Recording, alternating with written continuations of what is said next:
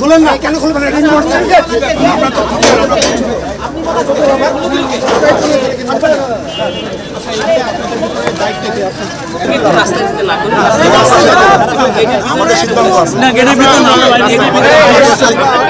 যে হত্যাকাণ্ড ঘটেছে আমার ধারণা এই ধরনের কোনো ইস্যু নিয়ে পৃথিবীর ইতিহাসে এই ধরনের কোনো হত্যাকাণ্ডের নজির নেই আর কি।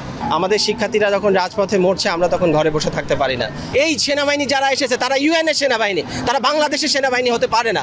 কারণ তারা ইউএনএ আফ্রিকার জঙ্গলে তারা সন্ত্রাসীদেরকে যেভাবে গুলি করে মেরেছে, আমাদের শিক্ষার্থীদেরকে সেভাবে তারা গুলি করে হত্যা করেছে। আমরা কোনোভাবে এটা মানি না। আপনারা সবাই জানেন যে গত এক সপ্তাহে দেশে কী ধরনের ঘটনা ঘটেছে আর কি।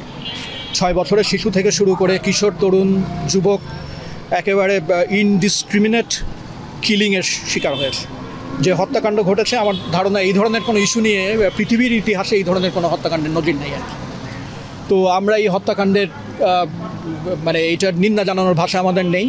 আমরা বিচার চাই এবং যারা দোষী তাদের সর্বোচ্চ শাস্তি চাই এবং একই সাথে আমরা এখানে দাঁড়িয়েছি যারা শহীদ হয়েছেন তাদের আত্মার মাগফিরাত কামনা করতে এবং যে কি বলে আমাদের ছাত্র সমাজের যে ন্যায়সঙ্গত যে 9 দফা দাবি আছে সেই দাবির সাথে আমরা সম্পূর্ণ একাত্মতা ঘোষণা করার জন্য এখানে দাঁড়িয়েছি।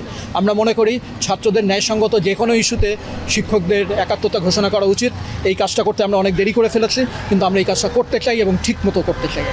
না, আমরা সরকারকে আজকে কর্মসূচির মাধ্যমে জানাতে চেয়েছি যে বৈষম্যের বিরুদ্ধে সাধারণ ছাত্ররা যখন শান্তিপ্রিয় আন্দোলন করেছে তাদের উপরে যে সরকারি রাষ্ট্রীয় যে নিগ্রহ এবং তাদেরকে গুলি করে হত্যা করা হয়েছে প্রকাশ্য দিবালোকে এবং অসংখ্য ভিডিও আছে, আমরা মর্মাহত, আমরা ব্যথিত, আমরা এর প্রতিবাদ জানাই।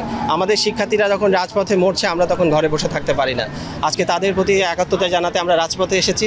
পাশাপাশি আমরা সরকারের কাছে দাবি জানাই অবিলম্বে যারা এই হত্যাকাণ্ডের সাথে জড়িত, প্রধানমন্ত্রী নিজে বলেছে এখানে পুলিশের গুলিতে মারা গেছে, অথচ পুলিশ স্টেটমেন্ট দিচ্ছে যে না এখানে পাথরে নিক্ষেপে মারা গেছে। এই যে কারা এই কাজগুলো করেছে, আজকে সরকারের মহল থেকে বলা হচ্ছে যে এটা কোনো গুলির ছিল না, তাহলে কারা গুলি করলো, কারা গুলি চালালো?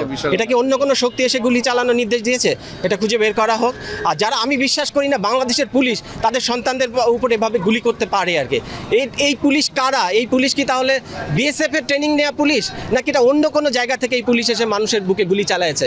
আজকে আমরা দেখেছি আমাদের আর্মি দিনের বেলায় প্রকাশ্যে গুলি চালাইছে, তারা ইউএনের গাড়ি নিয়ে এসেছে। আমার মনে বিশ্বাস এই সেনাবাহিনী যারা এসেছে তারা ইউএনএ সেনাবাহিনী, তারা বাংলাদেশের সেনাবাহিনী হতে পারে না।